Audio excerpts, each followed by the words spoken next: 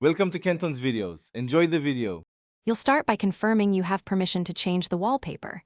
Sign into an admin account if needed. Open Settings on Windows or System Preferences on macOS and immediately search for background or wallpaper to jump to the right panel. Once there, keep the image file ready where you can access it quickly, downloads, pictures, or a synced cloud folder. This reduces steps and prevents interruptions while you apply the new screen photo. Now import the file by clicking Browse or Add Image and navigate to the folder you prepared. Select the image and pick a display option, Fill, Fit, Stretch, Center, or Tile, so the picture aligns with your screen's aspect ratio. This matters for laptops with 16:9 or 3:2 displays. If colors or framing are off, crop or edit the photo before applying. Once done, preview the change and adjust until the composition looks intentional rather than distorted.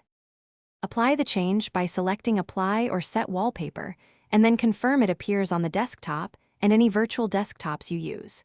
If the option is grayed out, unlock System Policies. Check Group Policy Editor on Windows or Device Management Profiles on Mac OS because corporate settings often block wallpaper changes. If the image does not display correctly, clear display cache, reboot the laptop, or try saving the photo.